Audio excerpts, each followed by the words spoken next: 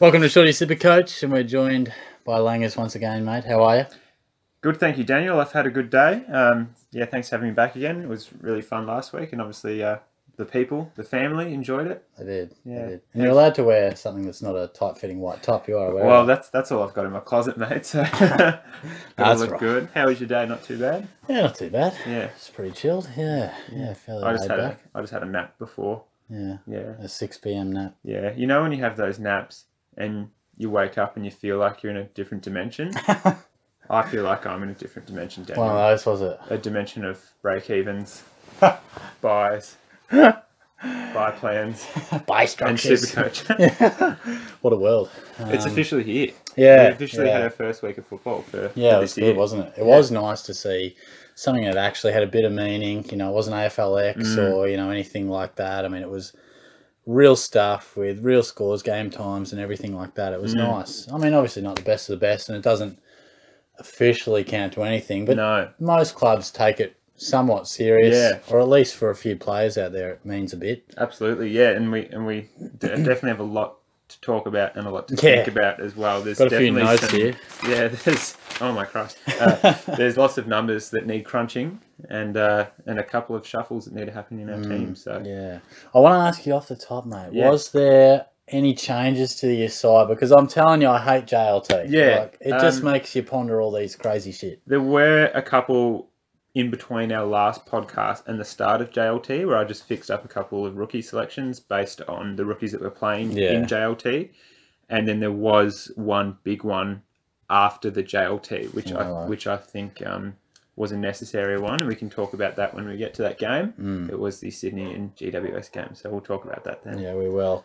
Because I just think, I mean, I didn't make any changes. If that dog could just shut up! I'll edit that Last week it was Jets and now there's a dog barking. Oh my God. I didn't make any changes, but it just throws up so many things. Like Liver has a beauty, and we'll talk about all these guys, but it just, you really just have your team settled. Liver. I've made 2 changes then. Yeah, and it just makes you ponder things. But we'll work through that because this will no doubt be a long podcast. But I'll timestamp. Yeah, People love sure, that absolutely. stuff. People And, love the timestamps. And remember last time we were talking, Paddy Cripps, you know, why don't you have him, Shorty? Dominated Thursday night, bang, came into my side. Yeah, because that's why I like these podcasts. I did enjoy that Snapchat. It makes you assess some certain things. Yeah. And then Oliver comes out and absolutely dominates as well. And then Clary's see you, back Paddy. in. See you, Paddy. I would like both. Well, if you're smart like me, I have both. But, you know, I haven't stacked my midfield. Something's got to give somewhere, and that's, I just want to find 50 or 60k elsewhere, but we'll work through it all.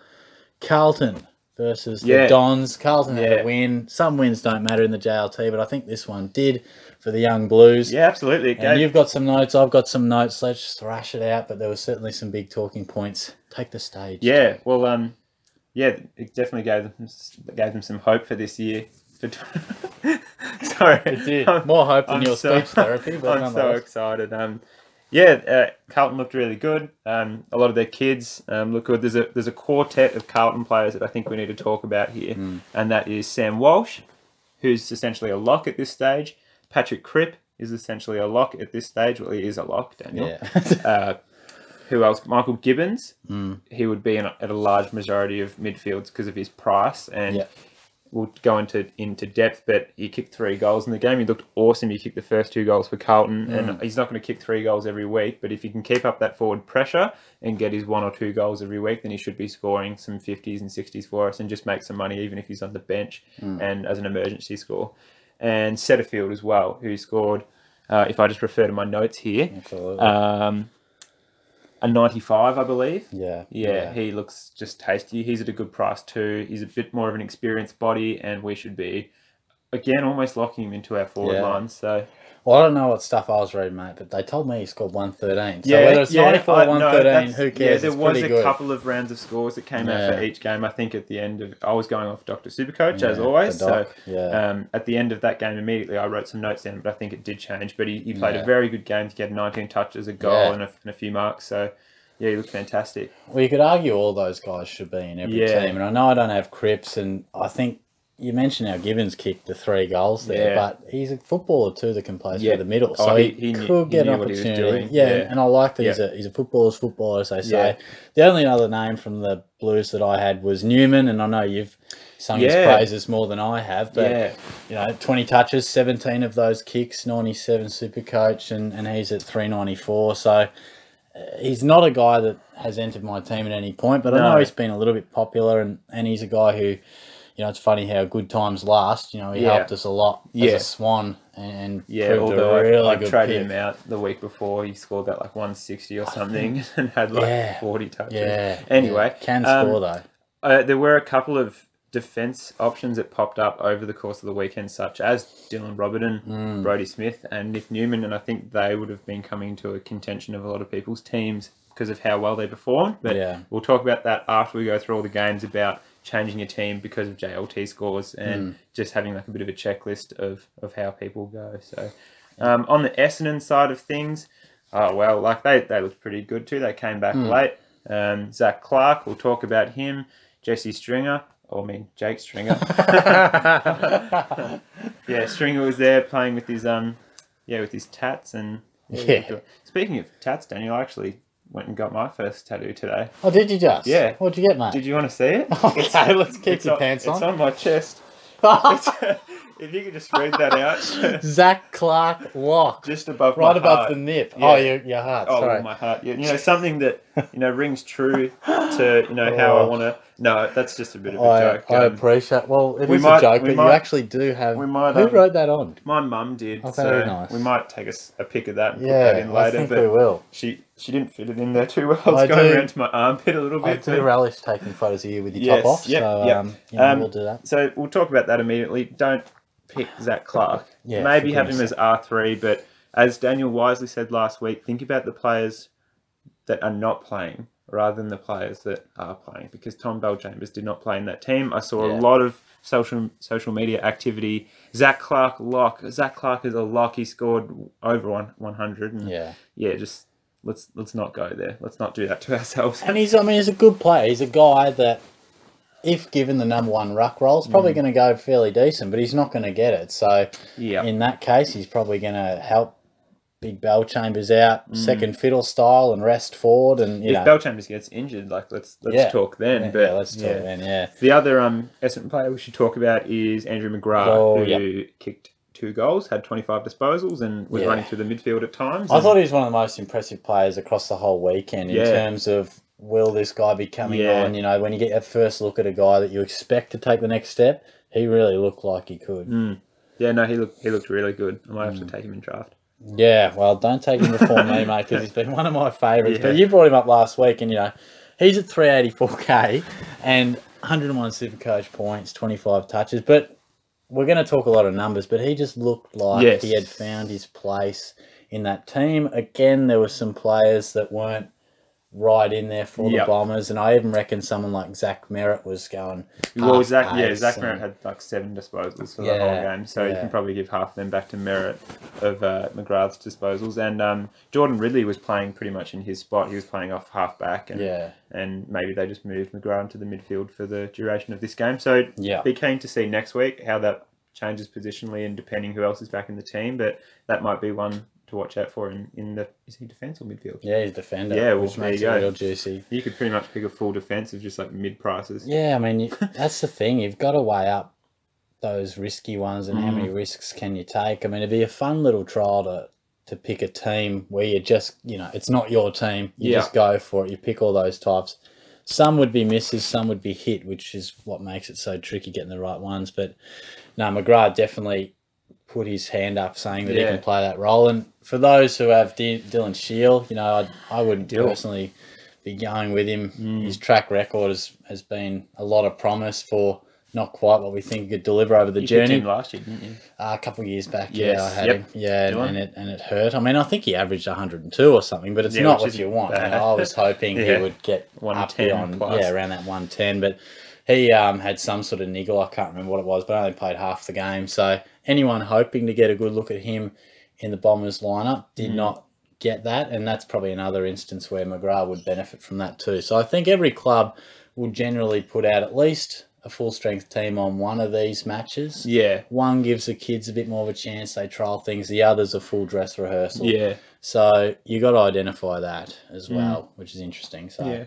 Well, we can move straight over to the West Coast and Geelong game. Yeah, absolutely. Geelong pretty much played a full-strength team apart from Zach Tui, I think, and Gary Ablett was a late emergency in for Tom Hawkins, but didn't play. So, just one for the record books, I think. Yeah, was never going to play, was he? Yeah. So the name on my lips, Daniel, after this game was Jordan Clark. Oh yeah. Oh yes. As soon as he took that first intercept mark across halfback, he's already in my team, but that pretty much confirmed that he's staying in my team. He had some dash and confidence, didn't he? Yeah, well, people were saying he plays exactly like Michael Hibbin, and he does. He's got like that lethal foot, lethal kicking action, and he scored 87 SuperCoach points and looked really good. So, and he's a bit more expensive than your 123k bloke. $144,300. But it's worth that extra 21,000 or whatever it is, because it's pretty tough to not see him lining up in the Cats one team, even with Tui back. I think that dash off the half back line is something we've been looking for, and good ball use as well. Yes. And he looked to have all of that. Well, if Cam Guthrie's playing forward again like he was in this game, then weird, wouldn't it? I'm sure they can rotate him off the wing or off half back. So,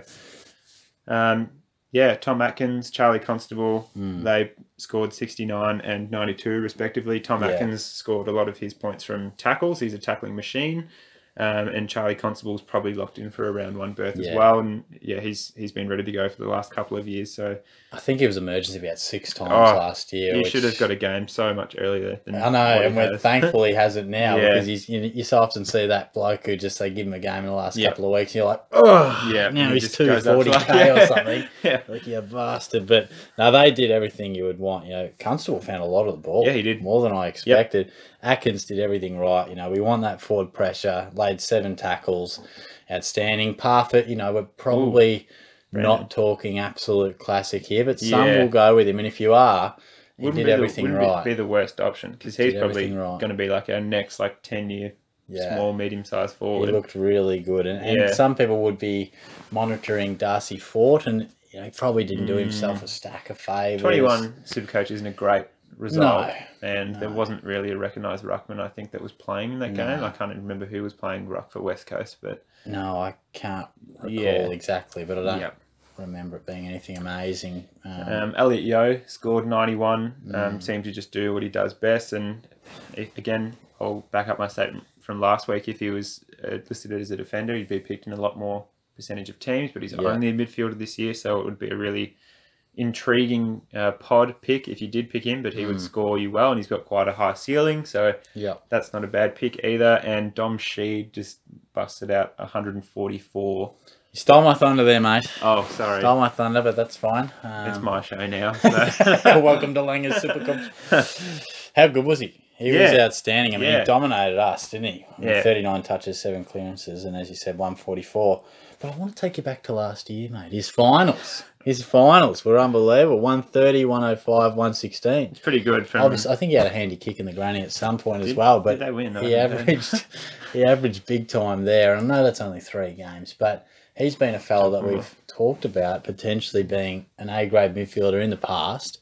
And he hasn't quite reached those heights. Well, he's been a fringe player. The only reason he played finals is because Andrew Graff is a serial killer. Yes. And he won them the granny with that kick, and Brainard was Brainard. Brainard. I need some water. How's Sam May going? I copped that. Jeez, I copped that. The subs roasted you. Yeah. Look, I got confused between Sam Day and Stephen May, okay? I said it twice. Can we... Put it on the record. I did not have sexual relations with that woman. Now I've said Brainard. Braden Maynard was pushed. There we go. I said it. Controversial. Sheed looks like a really good mid-pod option again. If you've got the balls to pick him, I think he could put up some interesting numbers, depending if Andrew Gaff is playing and what sort of role is going on there. Of course, Andrew Gaff's going to play as one of their best midfielders, but if he gets regular games and he's playing mid, if he's scoring like that, we'll have to keep an eye on him during the year, because he could make some money. He's the definition of a draft steal, though, because a lot of people, unless you're real into research, they scroll a little bit, but they don't. you know, if you're thinking is Sheed available because he's better than most of these guys who are still up. Yeah. But I just scroll down a little bit and snap him up. Yeah. So, Yeah. Jack Darling, there's been a little bit of chat about. Yeah, I didn't even... Well, he kicked Not for me. goals. Not for me. But I remember last year he was playing outstanding footy. I believe he was the leading scorer at round 10. Yeah. And if we recall back to his junior days, he famously had, I want to say, a score of 216. Golly. I In wanna what, say TAC Cup or... Yeah, That's yeah. big. And dominated that competition, and he helped us early on too. A real tackling forward, was nice as a rookie. But people have been talking about it. Scored 100 last year, averaged 86.9, but that included scores of -1 and 14. Yes, so he I didn't got do the injured, sums yeah. on what that would take That him would up pop to, him up but a bit more. 96 or Yeah. 97, I would say. So Yeah. there's people who are thinking about it, and I think he's priced at 471. Wouldn't be the worst pick. Not the worst. He's going to pick. kick back. I mean, we got to remember that Kennedy was out for a fair stretch of last year too. Yeah. But I think they still, the way that they're playing at the moment on their home ground, they're both still going to have their 5 and 3 goals respectively either way. So Yeah. and he still marks quite well regardless and pushes up a bit if Kennedy's playing. So And Buddy aside, and Nick Rewalt and probably a couple others, key forwards, you've got to be bloody confident about them. Nick You know, Rewalt. a lot can go wrong. If you do well, that's go it. with them. But he's not just a key forward. He can push up, much like Tom Lynch can at Adelaide. He pushes up and he works back and he does all the hard work of things as well, except for when he takes marks in the elimination final against the Bulldogs. But no, that would be a nice option in the forward line as a pod if you're looking for something different. Yeah. Someone else I would like to talk about. Well, two people actually. Yeah. Sam Menegola scored 76 points from 61% game time. So, if we're talking about Josh Dunkley, I've outed Dunkley now and brought Menegola in. Menegola was in my first initial team before he had the knee issues, but he's had his surgery about 6 weeks ago, I think, and he's back playing. So he's rated elite at Geelong for a reason, and he'll be gracing my forward line as my second forward. Yeah. I believe I said to a friend that Sam Menegola will be All-Australian this year, so I'm going to back that up, and he's going to be in my team. And money where your mouth is. Yeah, well, I think that role, sort of floating in the midfield as that attacking sort of midfielder, half forward, is what he's best at, and he's just going to score from that really well. Yeah. And your mate Tim Kelly had a bit of a yucky game, but you can't read into it too much. Yeah, but he scored 47, and you just want to be keeping an eye on him next week and just see what he looks like down in Geelong. I'm fairly comfortable with that. And Yeah, as you say, let's just watch another game. But just come down. We're all adults here. Francis Watson. Who? Petruccelli, Jack Petruccelli. Yeah. Just a couple of guys to have to think about. West Coast are going to be strong, but I think Petruccelli has been a guy that they've talked about with. He's been hanging around for a couple of years replacing Lacroix. Yeah. And they weren't amazing scores. I think they scored 76 and 43 respectively, you know, different time on ground, etc. But Watson laid the 10 tackles. Yeah. So, pretty handy numbers there. Yeah, pretty handy when McGovern comes straight back in and Watson doesn't play for the entire year. So just keep an eye on that one. But yeah, if he plays, he might be. If he play, I think he got a couple games late last year. Is that correct? Well, I don't think he did because he's priced. I think he's priced at 123. Yeah, well, we'll just have to refer to the computer. Bang I just thought there was I might be thinking of someone else, but there was a defender that came in late last year. No, I might be thinking of Fraser McInnes. Oh yeah. No games. Okay, I'll stand corrected. Thank you, Daniel. Good to see you did your research, but that's good. Well, I was just searching for it. I got there. Yeah, nice. That's fine. Shut up! He's just brought the soundboard out. Oh, that's what I do in my spare time, mate. Shocking. St Kilda versus North Melbourne. Yeah, what an absolute goal fest. And it was, wasn't it? Again, one that, as a St Kilda fan, you wouldn't mind locking a win, even in the JLT. Just builds a bit of confidence. But as you said earlier, Robertson was probably the one that a lot of people were talking about. He's at 297k and did what we expect. Possessions, the majority of those kicks, and he turned up as well. Yes. So I heard rumours that he was playing a lockdown role this year. Yeah, okay. And I was looking for him to not score anything this game, but he just did what he did best. He was just getting exit 50s. Yeah, and marking, scoring well. Yeah. At that price, it's hard to sort of say no. Especially you got guys like Sam Collins. I'm sure you could find him in like that second row of your defence somewhere if you needed the money elsewhere. Yeah. It would be the worst option. Yeah, he's interesting. I mean, he hasn't entered my side at any point, and I probably reckon that's because his scoring history isn't anything amazing. Yeah, I mean, I know he's had some have to start him. You wouldn't be looking to trade him in. I don't think he's your classic, this is a premium that we're going to keep his price at 300. I think he, at some point, will probably leave your side unless he really catches fire again. But I remember Robertson was going great, and then I think it was the same year that Jimmy Webster then caught fire and, changed up in terms of who was playing that role. Yeah. And then he obviously had his heart issues last year. This was his first game back. So it was good to see him back, firstly.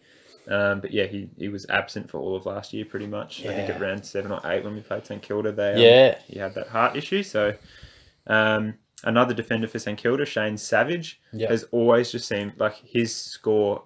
he always just seems to score like 93. Yeah, that's what he scores every week. Yeah, I had him late last year. I brought him in, I think, and he scored a couple of good games recently. Yeah, towards the end of the year, and again, probably a better draft option. But there's just all these defenders that are like $400,000 that will score pretty consistently and reasonably well for you. Again, if you need the money in the midfield or forward line, there's plenty of defenders there that will do their bit.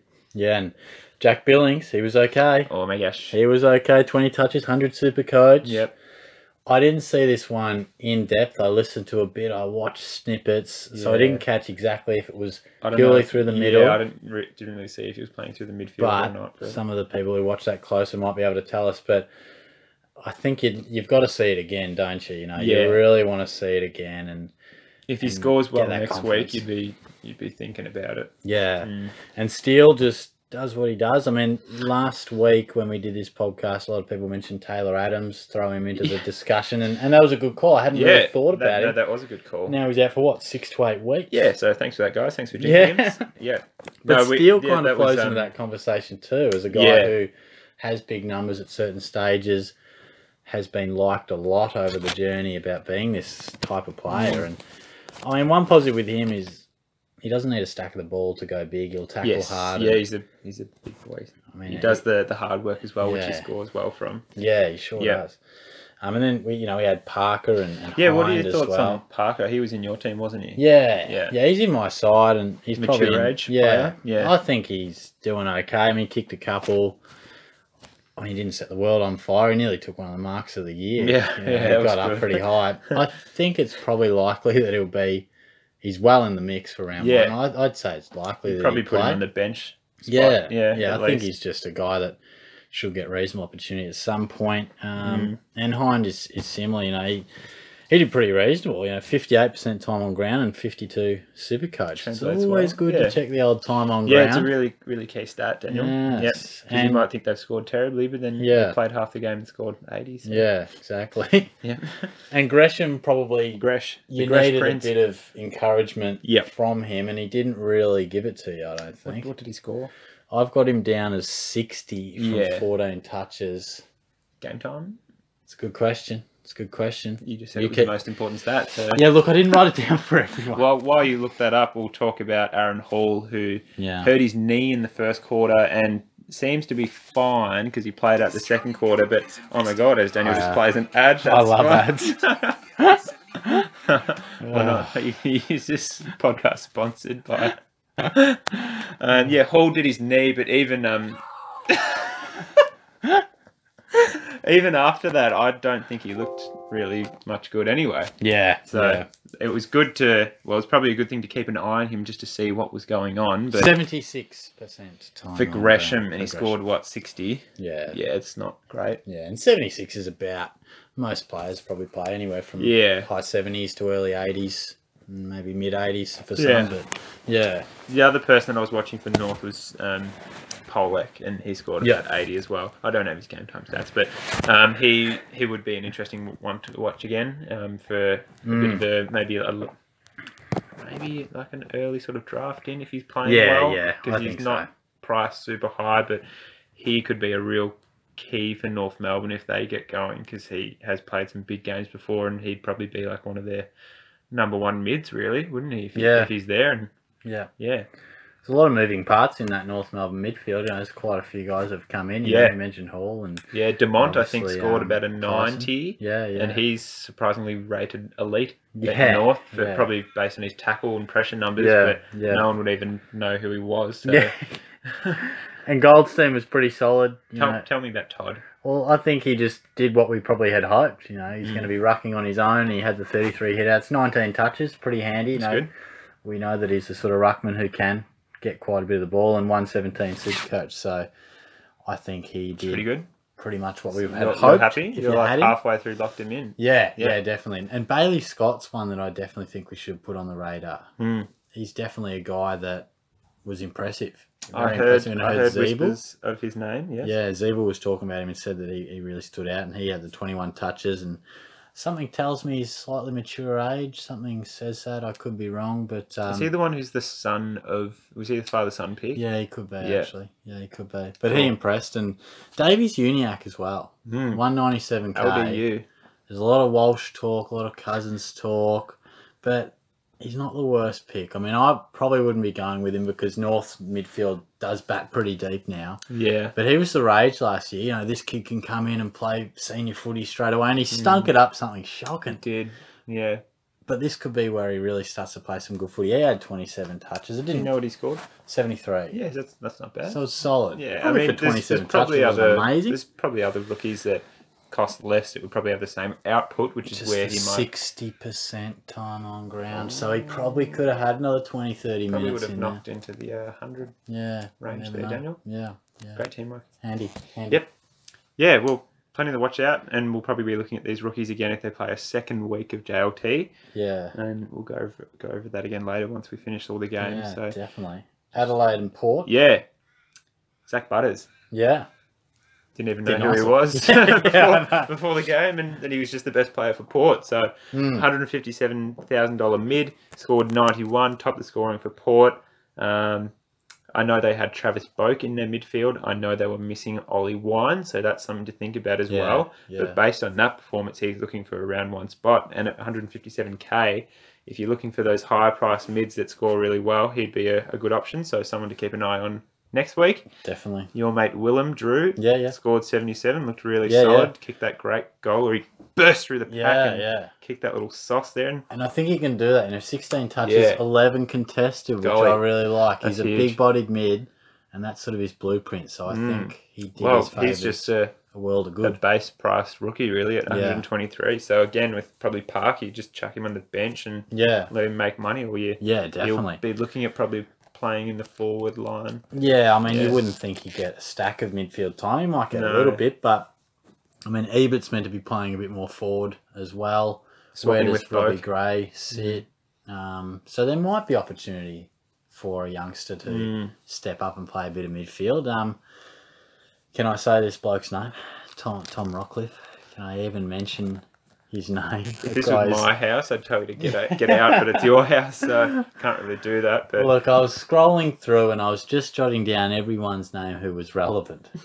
And I feel as if at about 400k, and he gets the 16 touches, 50-odd SuperCoach points, he plays 60% of the time, you've got to think about it. No. I'm not gonna think. I'm not gonna pick him. I'm not gonna pick him, mate. People up for failure. But people, don't touch Tom Rockcliffe. Let me see. I bet you he's in a few percent of sides, but he's a guy who's let us down brutally. When you've got Brad Crouch, who scored 118 in the same game, who's 418k. Yeah. Why would you touch Rockcliffe? No, that's a pretty good point. He's only in 3% of sides. When you've got Tom Liberatore, who scored 111 and is $100,000 less.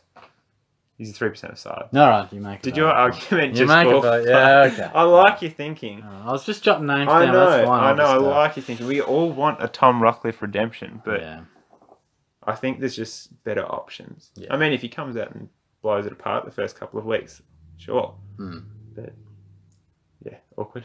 All right, well, we'll just move on. I'll just get a drink of water. But speaking of Brad Crouch, he scored 118. You take the floor, it's fine. I'll just shut up for a bit.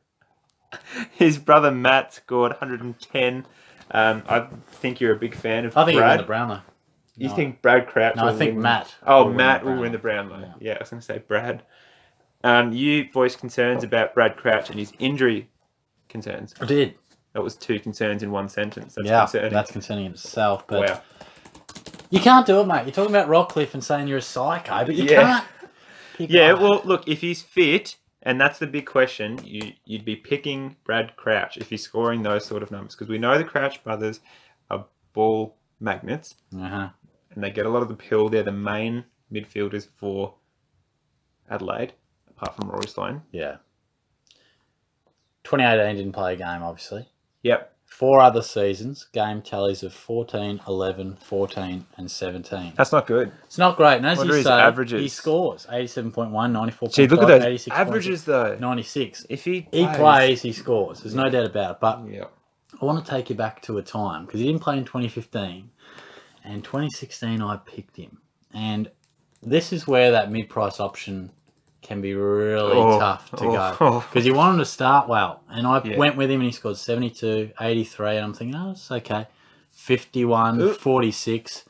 At that stage, I was taking a long walk off a short pier. And then I think I got rid of him by then. But then he went 83, 83, 109, 112, 89, 92, 144. Yeah, look at that. So that's just an example of, you know, mid-price guys, you pick them, you need them to have a good first month. Yeah. That's why it's tricky. He was a good pick, but had a stinker of a first month, and then he's gone, and you don't actually get to reap the rewards. It'd be interesting to see if he had much of a pre-season that year, because it looks like he's like once he's hit his straps, he's like he had a decent start and then fell down a bit and then came straight back up. Yeah. I think he's had a pretty decent pre-season this year, and I mean if he's playing JLT, that's good signs. We just hope he doesn't get injured. But anyway, but you're right. When you're picking a guy who has been injured, the offset has to be, well, if he's not injured, I know he can score. It's a bit like Sandilands, you know. If you're picking a guy and you hope he's fit and you also hope that he has a good run with scoring, where we knew if Sandy was fit, he would score. Yeah. And I think we can safely say if Crouch is out there playing, he's going to score. So if you're backing the body in, then fair enough. Yeah. And you mentioned Sloane, and he was good. You know, he's at 524,000. So he's a little bit cheaper, and he's gone 110 plus before. Yeah, a few times. Yeah. Had the 28 touches and 5 clearances, just doing what he does. But one man who has got people excited, hasn't got me excited. Are you going to say Brodie Smith? I'm going to say Brodie Smith. Yeah, I'm not getting excited. That's fine. Yeah. He's sort of in the same boat as others, Ari, coming back from injury. Yeah. Because recently he's proved to be injury prone. He has. He hasn't recovered since that massive concussion that he got a couple of years ago. Yeah. But he scored what? Well, he scored 103. Yeah, that's... And he's priced at 332k. Had the 27 touches. I think a lot of those were kicks. You know, you want him kicking it out and racking up effective kicks and things like that. But I just don't see it. Yeah. I'm sorry. Again, if we that's fine. Yeah. I accept your apology. If you compare Brodie Smith, 332,000 compared to Zach Williams, 407,000. Yeah. I think GWS are going to have a better year. I think you're going to get more score out of Williams. Yeah. And I want to say there's less of an injury history with Zach Williams, but building up. Touch wood. Yeah. I think there's better options. He's not the worst option. If he's maybe your last or second last defender, and then like a rookie. Again, if you need to have money elsewhere, it wouldn't be the worst thing. But yeah, there's probably better options in the defence line. And this kick-in rule has people going berserk. Yeah, is it good? Is it bad? I know. It's going to help across the board, some more than others. Smith will benefit. Yeah. But you shouldn't be picking him off Based one on rule, that because rule. he has struggled previously, having had him in my team at certain stages. Yes, he's a raking kick. Yes, he'll take some kick-ins and things like that. But he actually struggles to get involved in the play. I don't see him linking up too much. I think that handball receive is Rory led more often than not. I think Smith is a designated kicker, and he's going to have a lot of games where he gets 16 kicks and 5 handballs and scores 85 or 90. Yeah. If that's what you want at that price, then okay. But, you know, 2018, I mean, he only played 2 games, but 82 in 2017.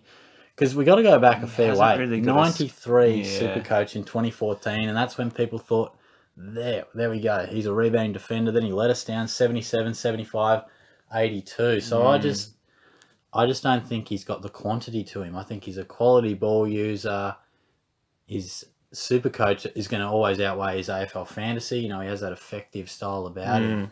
but I don't know if he's got that 90 plus Yeah, in him. yeah. Well, that's fair. His scoring history doesn't really represent, and you can't expect him to jump up. Like, even if he jumps up 10 on his average, it's only 97. It's sort of just acceptable for a defender, and that 87 last year was off 2 games. Yeah, too. got So knocked out. Or did he do his knee, or did he get knocked out? I think he did his knee, but I'm not sure. But we haven't seen anything more than 83. Didn't he do his knee like in the final series of 2017, and he only came back late last year? Oh yeah, you're right there. Adelaide just had a shocking 2017. No. Yeah, and you mentioned Rory Laird. He scored 94. Nothing else you really need to say. Yeah, I've replaced just as solid as anything. Isn't Laird with a Lloydie. In my defence, I needed money to get in Menegola and to shore up my rookie options in the forward line and midfield. And yeah, Lloyd's gone out. Yeah, I think you're right. I think he's just a little bit too expensive. Yeah. Laird comes in, they'll score about the same. I'm fine with that option. Yeah. Yeah. Would you like to move on to, speaking of Sydney? Yeah. GWS versus Sydney. The Giants got the job done, 22 points. And Stephen Cornelio was the rage. 35 touches, just racked up every stat, had the 10 tackles, 7 clearances, 140 on the SC.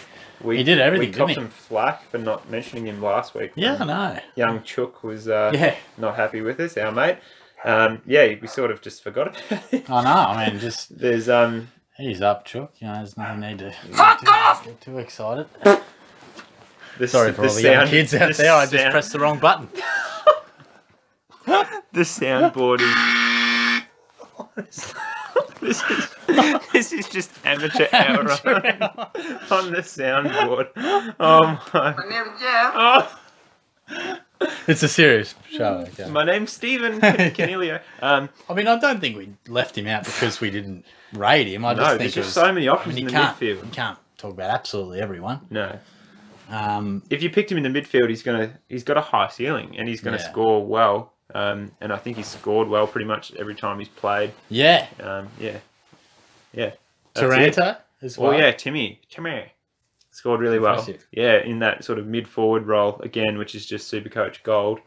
What did he score? I wish he was available. He scored 120. Yeah. I wish he was available. Well, he's one of those people that I was speaking about last week in that 400 sort of K bracket that are just going to shoot up this year.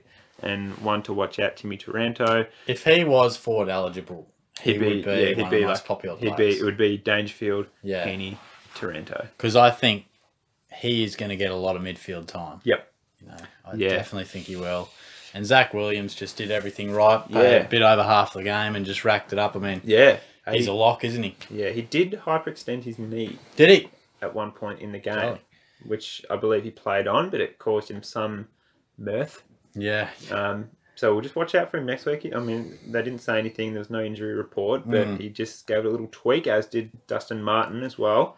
But yeah, just watch out for that next week. But he's pretty much a lock in the back line at that price, and with his scoring capacity. Yeah. His mate Lockie Whitfield scored 93 as well. Yeah. Your mate Lockie Whitfield. I love him. You'd be putting him in your back line with no issues at all. I think he'll be the #1 defender. That's my call. Right. Well, we've spoken about that on the comments of the of the YouTube. So, and then there was some good scores from that game. Callum Mills scored 106. Isaac Heaney scored 104. Yeah. Heath Shaw scored 128, and he might be taking effect of that kick-in rule.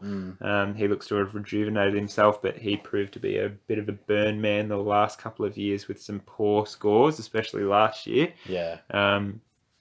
Don't read too much into the Shaw one. If he backs it up next week, then just keep an eye on him. But I probably wouldn't be starting him with Whitfield and Williams in the mix. I think sometimes you got to look at where guys can get their points from, and it's nice to have variety. You know, if they're not getting the easy ball, then they can win it inside. I remember watching Kelly at your place last year, and he wasn't having a great game. I think it was against the Pies, and I'm thinking, Jesus, he's not having a good game. But then he lays 11 or 12 tackles. So it's good to have some different ways you can score. And I think for Heath Shaw, it's more or less just that kick across the ground, kick out. And he'll have days where he does. He'll have 22 kicks, 1 handball, and score 120. But I don't think... he's been outstanding for us years gone by, but I wouldn't be going near him. I didn't have too many names for this game. I had Canelio, Taranto, Williams, Mills and Heaney as stuff that sort of stood out. I mean, there might be a couple of guys I'm not looking into. So there was the young rookie Jai Caldwell, who scored 78 and looked really assured in the way that he played. He's $162,000 mid. Yep. Something to look at again if you're not, if you're desperate for mids, you wouldn't be picking Caldwell at 162k, but it's another mid option. Yeah. Yeah, that's it really for me. Yeah, well, we can probably move on to the Lions and Hawthorn, where I thought there was a little bit to discuss. And yes, thank you. I think Brisbane definitely have a lot of, you can see it there. You know, people talk about they're going to explode at some point, but you can see it, and there's a lot of young talent there. But we'll start with a guy who's not that young these days and has come to the club, and Lachie Neale. He looked outstanding. Someone we forgot to speak about last week as well. I think we spoke about him and sort of dismissed him, but again, it's sort of an unknown of how a player is going to integrate into a new club. But this could be a bit of that Patrick Dangerfield factor. Yeah, new club, new look on life, and refreshed and feeling it. He obviously wanted to go to Brisbane, and I think he might be from Brisbane. I don't know that for sure, but anyway, he looked good in how he played. He scored 136, and if he scores big again next week, I'm sure a lot more people will pick him. He just dominated, and to be fair, it was like a C grade Hawthorn team. They only played about like 10 of their senior players. But him and Jared Lyons as well scored 136 and 110 respectively, and they both look like really good mid options. Neale especially because of that high ceiling. And I think for me, there's always a bit of hesitation when even a star crosses over to another club, because you just don't know how they're going to mould into that side and where they fit into everything. You know they'll be good, but how good? Yeah. And maybe it could be a case of, Neale's been in Fife's shadow a little bit, still scoring great numbers within his own right. Well, his average, under 910. Maybe that's why we sort of dismissed him, because he's been scoring so well. But Fife's been there first, and we'd always go to pick Fife first. Yeah. But now he's like clearly the number one mid at Brisbane. Yeah. Now that Dane Beams has gone to Collingwood. Yeah. It would be. Might have to investigate that one more, Daniel. I think I'm pretty set with my mids. I haven't seen anything from Josh Kelly this year, so no. If he doesn't play JLT 2, and I'm just concerned about how he might go, there might be an option for Neale to slot in at 4 with that high ceiling, and I think Brisbane is going to score. Yeah. Well, they're going to have games where they jump on teams, and they kick big scores, and they sort of play that Essendon style of quick handball and large scores, and that's going to translate. Well, it'll help. It'll help. Yeah. And Witherden as well. He played 3 quarters, 61% game time. 66. Yeah. So. And he just looked pretty good. Like, he looked like he was playing the role that we'd hoped, and sometimes that's all you want to see, whether he scores 66, 60, 75, it doesn't matter. He's playing that role that we want him to play, and we know if he does play that, which was always going to be the case, really. I actually don't think that he would have scored more if it was actually a more experienced team getting it into the forward line more. Yeah. Because they barely came down that end in that game. So when they smacked them, 7 goals. But McCluggage is looking outstanding. And again, he's 416k in the midfield. We're not going to pick him. No. But like Taranto, if he was still available as a forward, and both those guys were last year, but lost that eligibility. What did McCluggage score? 103. Yeah, it's pretty tasty, isn't it? And he just looked like the player that we knew he was drafted for, composed, looks like he's got a lot of time. And Cam Rayner, we're not going to pick him either, but I just want to talk. Like, he just looks... couple years we will be. Like he's going to explode. He'll be like the next Dusty Martin. He's your classic, a bit like, Petrarca at the minute and Dusty, as you say, guys that have that explosive beast mode power, and he's going to be used as a forward now, and he could still average in the 90s as a forward, but when he gets unleashed into that midfield role, and he'll just be a bull, I think. So it's going to be very interesting to see. James Sicily scored 62 playing in a forward role, kicked 2 goals 4. There was an article yesterday on the Herald Sun about Clarkson saying he's going to be playing as a swingman. That's just given me a little bit of a question mark about where Sicily is. I think he'll be playing predominantly back. Because why would you take him out of, if he played all his games last year would have been an All-Australian defender. Like, Yeah. why would you take him out of that position? And he missed that 5 weeks with the finger or whatever injury he had.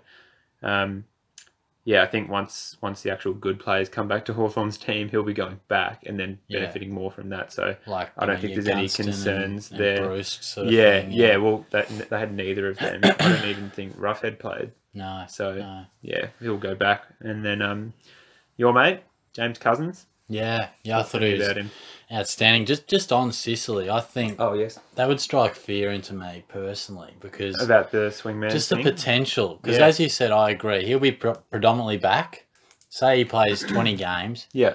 I'd say 16 or 17 are going to be as a defender. Yeah. And we saw in that intro or pracky, whatever it was, he took all the kick-ins, swept up, playing that role, looked outstanding. But God, you'd just be concerned about that just being an option in Clarko's mind, depending on the day, depending on the stage of the game. Let's throw James forward. Yeah, well, and if he gets cold, if it works, he just gets like 1 or 2 extra goals per game. Based on and plus all his intercept marks and stuff. But we know that's not how it works. So. Yeah. History suggests you don't want that happening to players. You want to know where they're being and do it all year. But no, Cousins, as you said, looked really good, and I thought he looked outstanding. 29 touches, 101, 5 clearances. He's a ball magnet as a young gun. He's had a lot of the ball. He's done this through his junior days. Obviously, he has restrictions, otherwise he would have debuted earlier and things like that. But strikes me as the sort of guy that, when given the opportunity, will grasp it and play really good, solid football. Just solid football. And I just wonder, and you say a C-grade Hawthorn team, they're going to need a fair bit of other guys going through that midfield. They didn't have O'Meara. Obviously, Mitchell's out. Chad Wingard's probably playing midfield. Liam Shields. Yeah. So he's probably like 4th or 5th in line to playing midfield. But if he plays, I think he'll score. I must say, watching it, I got awfully excited. You did, you did message me, and you were like, "Oh my God, James Cousins!" We're like, "Oh my God, we got to pick him. He's almost a lock." I started switching crap all over the joint to try and find an extra 80k. I'm like, "I got to get this guy," but then you just think about it and you go, "Look, we're gonna need to see it in a full strengther." What price is he at? I think he's 212. Or so 217. he's still a reasonable price. So it's not breaking the bank, but even Warple was really impressive. 18 touches, 9 clearances. I thought that was impressive. Yeah. I've got to pay a bit more coin. He's nearly 400k. Wow. He's gone straight past Cousins, hasn't he? Yeah. So it's very interesting to see. I wouldn't be going with either of them at the minute unless Cousins would be really impressive. Warple's a forward option, isn't he? I believe he's a good question. Let me revert. I believe he's a forward option. Well, if he's a forward, I didn't think he was, but if he is, then all of a sudden that maybe makes it's him Maybelline. Little tasty.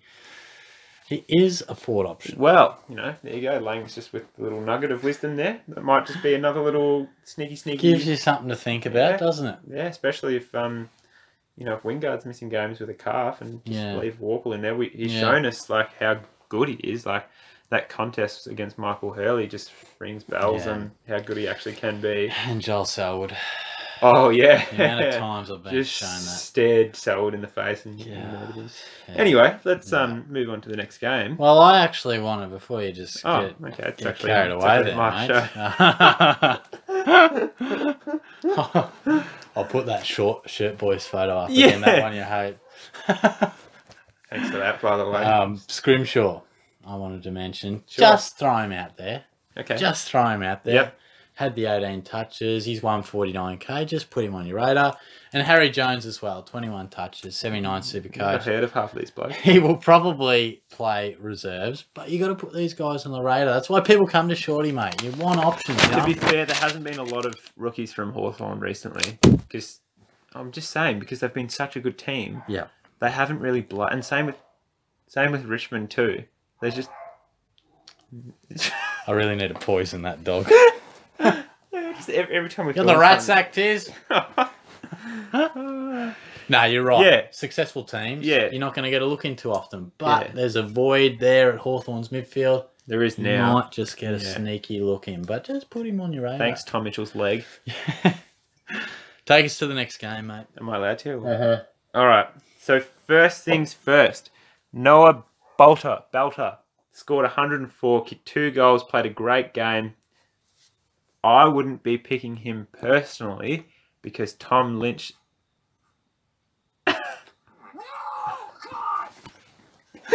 When someone picks Bolter, Lang's like, no!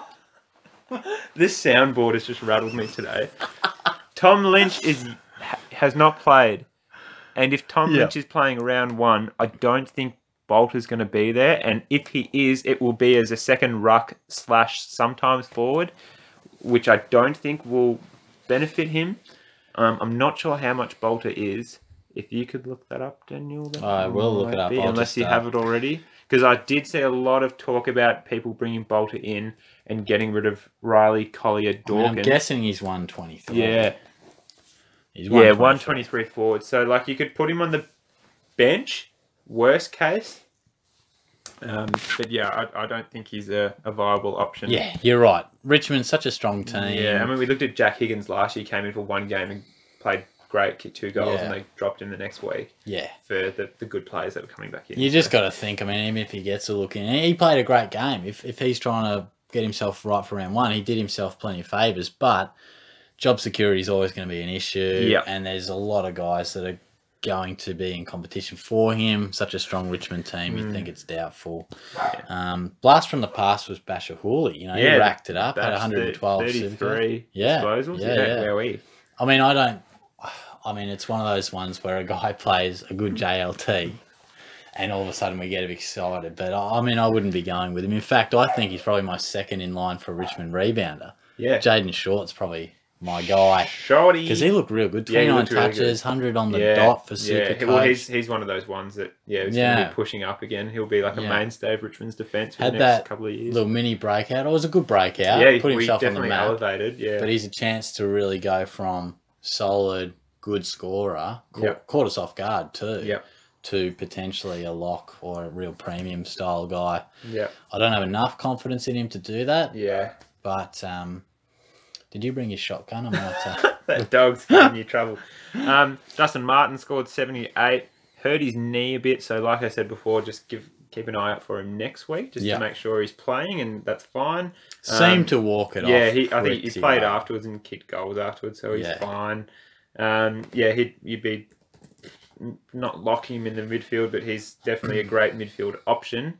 Toby Nankervis, my boy. Yeah. Toby Nankervis scored 56, playing in a weird sort of forward role. Yeah. And I believe that was towards the beginning of the game because they were giving Ivan Soldo a run in the ruck against Bruce, and he just got dominated. Yeah. And we've just had confirmation just before we've recorded this that Sean Grigg is missing the first 2 rounds of the season. Oh, okay. So, I don't know. Like, that could be good for Nank because there's no Grigg to back him up, but it could be bad because they have Soldo in and just takes time off Nank, and like Nank's just resting forward, and he kicked 2 goals and had like 12 touches and he only scored 58. So, and firstly, I think that setup just stank of where you want to give young Ivan the opportunity.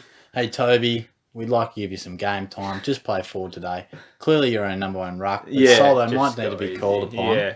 Yeah, well, he's there if need. The poor fellow just got murdered by Bruce. Yeah, and that's right. And with Grigg, the fact that the new ruck rules, you can just grab it out of the ruck now, you know, does that make a guy like Grigg a bit more susceptible to being dominated?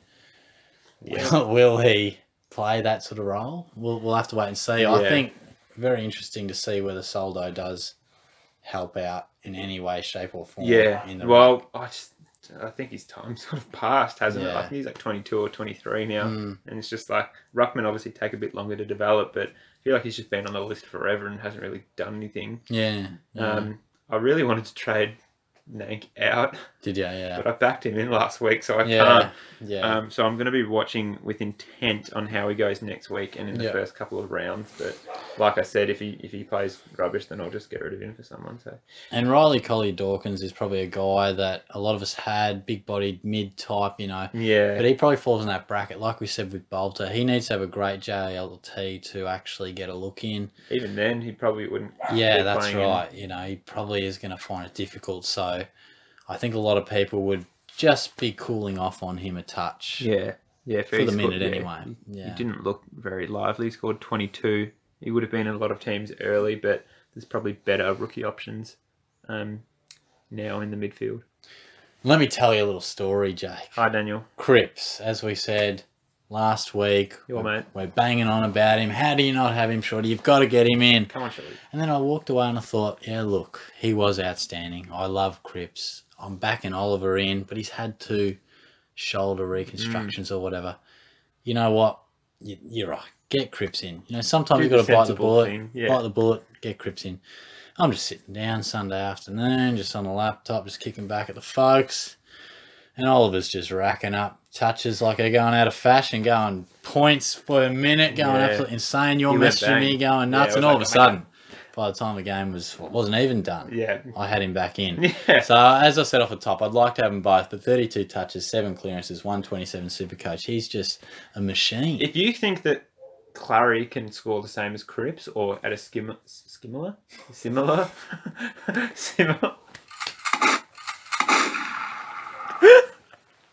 That was a good one. If you think you can score at a similar rate, then there's no reason why you shouldn't bring Clary back in, because he's 20k less. Yeah, which can be handy. That can be the difference between getting a crummy rookie or a Jordan Clark or, you know, someone else here or there. So it can help. And Jordan Clark. He's the saviour of the Geelong Football Club, right? And Brayshaw, I tell you what, he's just come out of nowhere. Didn't even get a look in the team of round 1 last year. And next minute he's finishing 3rd in the Brownlow, and he's like a premier mid in the comp now with his helmet.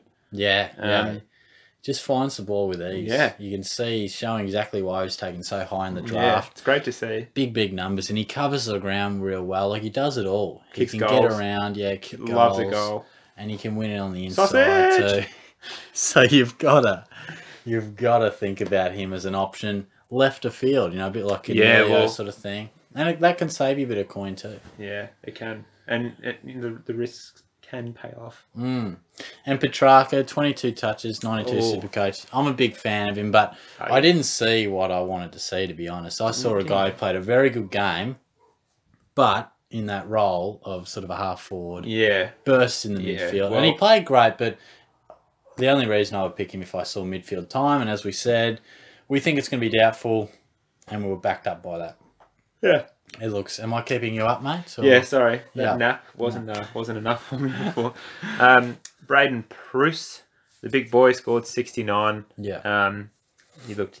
Well, Gorn's going to come back, and Pruce probably won't play. But as I said last week, if he does, it's probably going to be beneficial for Melbourne just to have 2 of the biggest player. Did you know Pruce is the 3rd heaviest player to play in the AFL? Really? Yeah. Well, big boy. Yeah, there's some footage of him literally tossing Dylan Grimes away. Yeah, with his Batman mask. Yeah, that was funny. Just threw him aside. It was hilarious. But Bruce, don't go picking Bruce as a ruck option. He's not going to score. He's just going to be the bridesmaid this year. A pretty solid contributor, but not one I would be going with. And Marty Hall probably did pretty nicely. Yeah. Well, he's in my first bench spot, and he'll just make me some cash money. Yeah, and he was taking a few kick-ins. Well, that's it. Yeah, you like to see when these young guys and guys new to the club actually have a role. You know, they have a reasonable value. Yeah, they're not just in there because they're a young player. Yeah, like they're actually targeted and have a job in the team. Yeah, it's like, we value your boot. Get it to give, the kick-ins. Give it to me, Marty. So I think he's probably in round 1. Yeah. At this point in time. Yeah. Well, Yeah, great chat. Gold Coast and the Dogs. Yeah, what an absolute game this was. Like, was it? I didn't see it. No, it was literally the worst closest game. It was so boring. Yeah. It was well, we're talking about Gold Coast and the Dogs, It was like 77 to 72. It was so close, and it was just like the most boring thing you've ever seen in your life. Well, the sooner we get Gold Coast out of the comp, the better, mate. The most interesting thing out of this game was looking at Liberatore's bicep tattoos. Yeah. He's a strange unit. He is a really strange unit, and for that reason, I'll can be play picking the him game. in my team. No, he's 300k. I've actually removed Anthony Miles from my team. Whoa. Okay. I did back Miles in last week, but he was non-existent in a practice match. Jake, just settle down, mate, because I've got some numbers. Let me just carry on. I watched a fair portion of that game, didn't even see him. Yeah, right. Maybe he doesn't have bicep tattoos, but I just didn't see him. He scored 40 something, I want to say 60 something. Just getting the numbers up there for me, Daniel. I just want to double check because you've cast some doubt over my numbers, but he scored. Let me just find him. Can't even find him on the team sheet. There he is. Touched it 21 times. Yeah, did he? From 55% time on ground. You didn't see him because he's on the bench, mate. What did he score?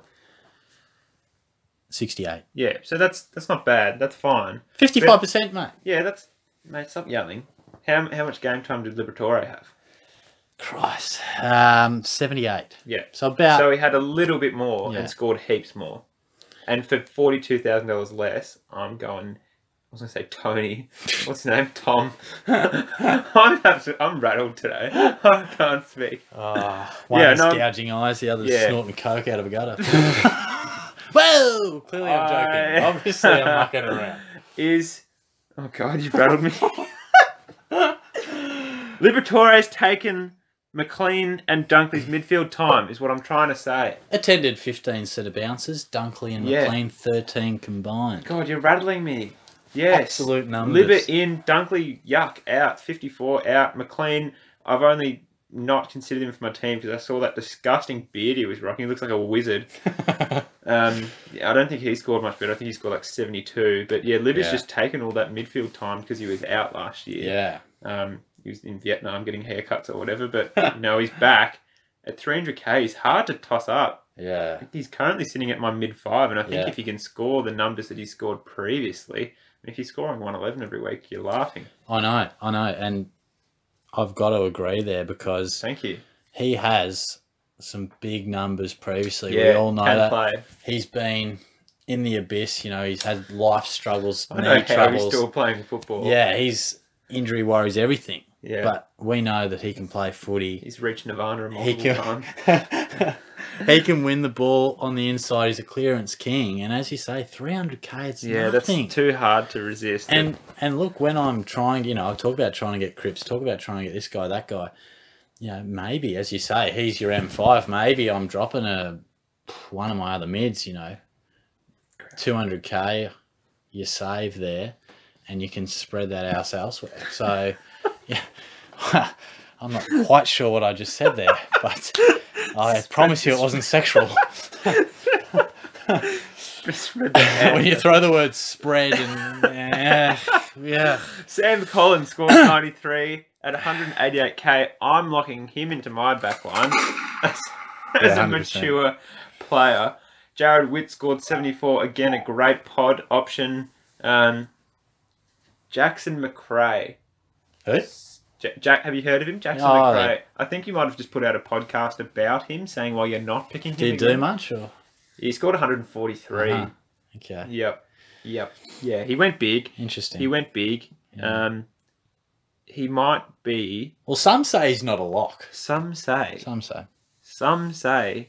it might be like... Yeah. I'll stand by that. If you want to know my reasons, go to my podcast while I'm not picking McRae and Lloyd. Link it in the description or put one of those little tags up. Yeah. You just pick McRae and you won't be disappointed. He's not a bad pick. If you don't pick him, make sure you have Cripps. If you don't pick Cripps, make sure you have Oliver. That's right. As simple as that. There's 3 lock midfielders. As Shorty looks at me, in my opinion, you should have McRae because he's got a big ceiling. In my opinion. Yeah. With those sort of numbers, and I'm not saying, he scored 143, jump on him, he's a lock, but I think he will back it up this year. And, this is just might be for the sake of the argument, I really want to see you in a Borat Mankini doing a goal kicking bids if he scores under 115 average. But yeah, well, that has been the number that's been thrown around. Your overs and unders is the 115. Mitch Wallace scored 124. Yeah. He kicked 3 goals. He was out the door last year, next minute he signed. Yeah. And he's just rejuvenated at the Dogs. He would be a fantastic forward option as a pod. I feel like that's the only thing we've talked about this podcast. Yeah, but you're right. I mean, and like junior days we talk about, his junior days were as good as any. Racked them up. Probably. He seems to have played forward a little bit more. With Jailhouse gone, he's going to be taking the points, and I think he's even in front of, dare I say it, in front of Dunkley and McLean. Interesting. Yeah. Yeah. And he's probably been the one that gets talked about the least. I think he's a bit older, a bit more experienced at least. Yeah. I'd be. I was almost going to put him in for Menegola, but I thought like it's a bit more of a risk, but it probably would pay off if you put him in, but it's not guaranteed. So yeah. Yes. Yeah, no, that's a good point. Yep. Yeah, I mean, we've definitely touched on McLean and Dunkley, but yeah, certainly a lot of concerns. You know, they had 18 and 19 touches each, nothing too much to get excited about. And as we say, when guys are potentially playing different roles, and the percentages, just try and go with what you know. Yeah. And as you said, you've got Menegola in, and you know what you're going to get. He's going to get plenty of midfield time. Yeah. Bont scored 116. I don't think a lot of people will be picking him, but he looks back to... I mean, he had a bad year last year and still scored really well. So if he goes up at all, that's good. Yeah. I had him in my first initial draft of the team, but I've since changed. Yeah. Wouldn't be a bad pick at all, Mr. Bont and Pelly. And you mentioned Collins, didn't you? I did mention Collins, and there was also Burgess. Oh, yeah. Burgess. Solid. I think he was that pre-season sort of draft compensation selection they had. I've seen his name. I don't know too much about him. Well, I think he scored about 68. Did he? Yeah, we love a good mature age player. If he's doing anything like what Nick Holman did last year, that's a big tick. Yeah. And Jack Martin, you know, a lot of talk about him, about what a superstar he could be at some point in time. 20 touches, 4 clearances I enjoy, 82 SuperCoach. You'd be ballsy to pick him. There's a lot of guys that probably have a bit more security about what they could deliver, but his talent is up there with some of these options, if not better. Yeah. Can he do it in a poor side? Is he ready to explode? The signs were promising without seeing the game, but the talk is he's having a great pre-season. I wouldn't be surprised if we saw a nice increase in his numbers. I won't be picking him because it's too risky. Requires too much risk, but certainly food for thought. Speaking of Burgess, he's now in my team. Yeah. I think Rankin comes out. Oh, yeah. Probably went downhill after that goal, didn't it? Like what I saw. Yeah. Love the goal, but he just looks like one of those players that relies on like the flashy stuff for scores, like a Cyril. Yeah. Dare I say it? Yeah. Until Rankin comes out and starts consistently tackling and then getting his goals from that, 7 touches ain't gonna do it. And whatever he scored, I think it was like low 40s or 30s. Like, that's not good. I think he was the number 2 pick. So. Yeah. And some guys, you know, some top picks can be way better than others in their first season. You know, as you say, he's obviously got extreme talent and very good in areas. Absolutely. But some guys he's going to be in fantastic for Gold Coast. Yeah. Just it's not going to translate to SuperCoach scoring. scoring. Yeah, it needs a bit more substance in some other areas, I would imagine. So. Yes. Disposals would help. 7 is not good for a game. The old touching the pill can help. Yeah. Are we up to the last game? That's it, yeah. Gee whiz. Yeah, right. Bit of a Monday night little sneaky game. We wanted to do the pod, but that's right. Yeah, just book a Monday night game. Let's see. I don't have any SuperCoach scores for this one. I've got a couple. Yeah, okay. So the list that I have, Grundy, 101. Just get him in your side. Yeah. Nothing else needs saying. Yeah. Fife, they said in the coverage, doesn't look like playing JLT 2. Interesting, because they said he was going to come back for JLT, and he is currently my mid 3. Oh, does Shorty go Fife to Libber, even though I swore I wouldn't have mid prices? Does Shorty go Fife to Cripps? That's probably a smarter call. Yeah. Well, you need to make that decision, Daniel. What is it between them? About 80k? No, not even. You're like 30k. Oh, Christ. Yeah, that's thrown you for 6, hasn't it? If he doesn't play JL, he looked really good in AFLX. I know. But, I mean, even historically, he doesn't play 22 games anyway. No, so it could be... And if you want to get real picky, you know, Neil going, how much help does he have in that midfield? If you want to get real picky. But, yeah, obviously we would want to see something from that. Dane Beams scored 98, 25 disposals and a goal. Looked good. Probably another pod mid. You wouldn't be picking him as a preference. He'd probably be like your 20th picked midfielder. Some people have thrown the theory around that how many points can go around to Treloar, Penderbury, Sidebottom, Beams, Phillips, all this crap when Adams plays. I don't necessarily buy into that. I think Beams could probably averaged the most out of Yeah. all of them. Yeah, It's probably the body he's concern. like second in line behind Pendlebury now. Like, And I reckon perhaps even in front. But, you know, it's probably his body that you got to think about. Pendlebury scored 117, by the way. Looked really Yeah. solid. He's just proved time and time again that you just pick him and he scores numbers. Yeah. I know people just pick him just based on his name. Yeah. He's never injured. He always scores well. Isaac Quainer scored 48. Looked like a bit of a butcher with the ball at times. Okay, yeah. Didn't like what I saw. I would have liked to seen a bit more from him. I only listen to this one on the radio, so they're the sort of things you can't always pick up on. So. He probably won't be playing round one because I don't think they have many injuries in their defence where he would be playing. But if he came in during the year, that's when we'd be looking at him just to generate some cash and leave him on the bench. There's a couple of rookies like that.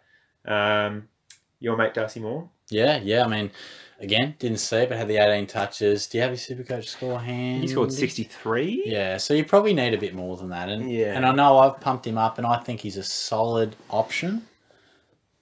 But you probably need a game where he absolutely tears it apart. So Yeah. yeah, and like you you need know, that it's not encouragement. worrying signs. yeah, Like 63 is like the base, like what you'd expect him to score.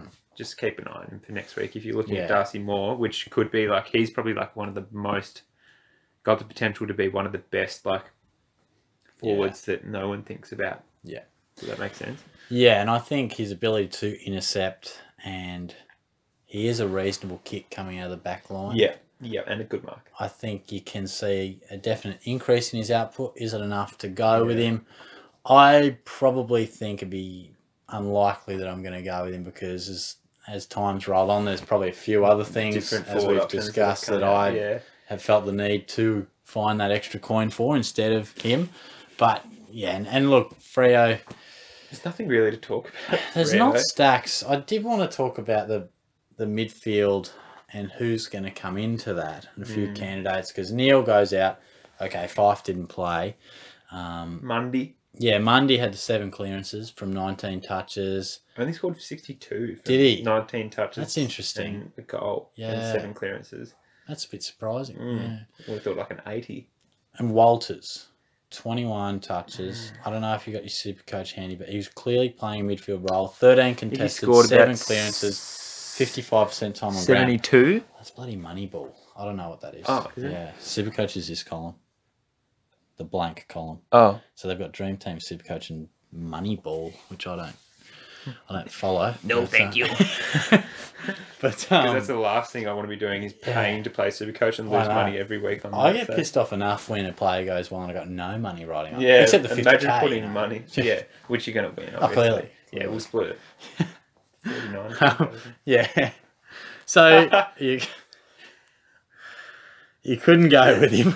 You couldn't go with him because he's hurt us too many times with his body and his temper. Well, But like he could be a guy who comes I in said the last week, I'm really not touching any Fremantle players.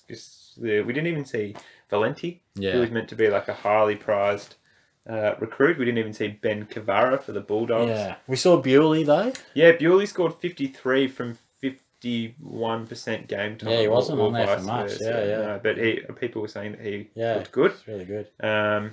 Alex Pearce had a few intercept marks early. Luke Ryan had about 18 touches, I think. But there's probably better defensive options from the Freo people, as Shorty throws his notes away because I've stolen the show. But you're right. There wasn't too much to get excited about. But it is... Have we been going for an hour and 13 minutes? Yeah. Golly. Yeah. Bang. Unbelievable. Yeah. Yeah. I mean, that's... Just a little half an hour pod turns into an hour and 14. Yeah, can talk about the game. Golly. But, look, you love to have footy back, but you also hate it in a respect. It's giving you more to think about. Hate's a strong word, but the JLT and the fantasy element, it was great to see footy. I was loving that it was back. You turn it on, they're talking footy. It's fantastic. But JLT just gives you these headaches. Like, put simply, if there were no pracky games before round one, I was quite comfortable with how my team looked. But it just gives you these little questions, and guys impress and other guys don't. And you go, I shouldn't read too much into it. But you second guess yourself. You question this, you question that. And all of a sudden you start changing things. But I am definitely going to go and stick with my Good. Stick with your gut. I didn't make any changes. Good. I did. Cripps. I fell for that trap. Yeah, well, we'll Cripps talk was about in that. and then he was out. Yeah, Crippsy boy will definitely... Look, Fife is probably the one that could make way purely because of his track record with injury and if he hasn't had a great preseason. I know the elbow isn't much, but if he doesn't play JLT too, you've got to wonder, well, you know, when are we going to see this blow? It's an upper body injury, so he's fit. He's got the miles in his legs. He's just might lose a bit of touch with that elbow. Yeah. And then for me, it's probably a question because I've got 14K in the bank. So probably the question is, how would I find... It's not much money, but even just a little bit of a rearrangement could probably find that coin. And otherwise, I don't have a stack on the mind. Yes, Libba, he tempts you, but I've been burnt so many times before by mid-price guys. Mid-prices, and the guns and rookies, it's what has delivered for years and years. Yes, you can go mid-price and it can work at times, but it's just such a simple philosophy going a gun. You know what they're going to get, they do well. You go a rookie, they're always going to go up in price. Just depends how well. Would you consider Zach Williams a mid-pricer? 407. In terms of currency, yes, he's in the mid-price range. But you know he's not. He's only a mid-pricer because of the injury. Yeah, as a player, I consider him. Yeah. He's got the runs on the board. And he had the good scores in finals last year. So, I think you're right there. But walk us through your side. You're the one that's got a bit more to talk about. Okay. So, something that people might want to do at home if they're struggling to lock down their team is just print out or screenshot their team or just on your computer, whatever. I've printed it out and put the score for every one of my players from this weekend. And I've gone through and ticked or question marked every player. And my current team... Busy week? Or? Yeah. Yep. Might want to get a hobby. My current team... I've got to perform for the podcast, right? My current team has a question mark, which is Toby Nankervis, Riley Collier-Dawkins, and I might even put a question mark on James Sicily, but that's like a half sort of serious question mark. I just want to see what happens next week. So basically, if my players get 2 ticks, they're like locked in. If they get 1 tick, they're pretty much locked in. If they have a question mark or an asterisk in case of do not play, I've got to think about it. Because I don't want any of my players really being in the team if they haven't got proven... Like Josh Kelly's the only one who didn't play that's actually in my team. And I know that he's been training and playing, so they've probably just been resting him. But just go through and just look. I went through my first round and I was like, Rankin, no. He had a stinker. I just don't see how he's going to improve. So out for Burgess and... Collier Dawkins, question mark. I'm going to have to find another mid if I'm going to replace him. So I'll watch next week and look and see what happens. And just go through and that's your research. If they get 2 ticks, they're in. If they get 1 tick, pretty much lock them in. Just look at the other options. So that just might be a fun little thing for people to do if they're just because there's all, there's numbers and names and games and whatever floating around in your head. Just print it out, get physical with it, print it. Not just on the computer or the laptop. Get your pen, make some notes, and just go through it player by player. Think what they scored. Think about their role. Think who was missing from the team and how that might have affected their score. You've even used the coloured ink too to print it out. I can tell you. You have taken this quite seriously. Yeah. Did you want my life story? Or... I like it though. People get serious in their preparation, as do I, Daniel, as do you. So just if you want to get off to a good start, just do your research and get those ticks out and get physical. By all means. Yeah. By all means. Yep. Don't get too absorbed by JLT. I cannot stress that enough. Even though we've spent the last hour and 20 minutes talking about it. What's that? I wrote a tattoo on my chest. That's from the JLT. I'd nearly forgotten about that. Yeah, that's a long time ago. You keep everything in perspective, They're generally 2 games with not exactly what we're going to see. It's not the exact reflection of an AFL game. There's more players involved. Time on ground's different. They might be different lineups. The intensity is different. There's so many factors. So I would alter your team, but don't get caught up. You see people do hype teams, and you just get real caught up with what's going on. And they'll make drastic changes. My alterations, the only really big alteration was the Jake Lloyd out for Rory Laird, so that's fine. because they're both proven scorers. My alterations were mainly like the rookies being changed around, and that's just part of what I was saying last week about getting your team right early to make you that money, so you don't get caught out at the end of the year. So I haven't been going out like trading Crips or anything crazy like that, or Oliver, but just make sure you get your team right, especially the rookies, because that's the key to SuperCoach. So thank you. And in fact, like on the rookie note, the only trade I did do and move was Clark, which, I saw him, I thought that looks like a lock. He's going to have a key role for Geelong. So you can't see too much with your rookies. By the time we get to round one, those teams is all that really matters. We think a guy's going to play and then he doesn't, and then there's always a guy that, I didn't even consider him. He's got a game. So the rookies will sort themselves out. You've just got to, really finalise those premiums, because nothing hurts more than getting a premium wrong. That's the most disastrous thing, I think. Especially maybe when even you say McRae's going to score under 115. Look, I'll do a separate video for it. I'm happy to go the verbal bet. McRae and Lloyd. McRae 115. Lloyd 105. And 105 for Lloyd. If I get both of them wrong, what if you get then one I will do wrong? some sort of reckless goal kicking video, and the goal kicking will be beautiful, but my attire will be reckless. I'm prepared to do that. Okay. Yeah. Well, and if I get one wrong, I hadn't really thought that through. You might just like drink something gross. Yeah, like some hot sauce. That'd be good. Yeah. What a great way to end the pod. Yeah. Apologies to everyone for my slip of the tongues. I'm a bit rattled today. Just weird sleeping patterns. So. Yeah. Do we? Yeah. Well, look, you go have another nap, mate. And when will we see you again? Possibly to recap JLT 2? Yeah, we'll do JLT 2. For Christ. We'll do a recap of the second week of the practice matches for the AFL. Yeah. And we'll have finalised teams by then, barring any injuries, of course. And then, I don't know, you probably won't see me or hear from me during the year unless you get me back for like a quarterly review. But I wouldn't mind getting you involved, Okay. Yeah. Might just like text you what I scored and how my team goes every week. So. Yeah. I'll see you at the game Thursday night. Yeah, sure. All right then. Bit of backstory there, but that's fine. I'll go on my own. All good. But thanks again for joining us, Jake. Thanks, Daniel. We'll see you pretty soon, and you'll see Shorty fairly soon as well. Do a bit more SuperCoach. Yeah, that soundboard went down really well. Thanks, guys.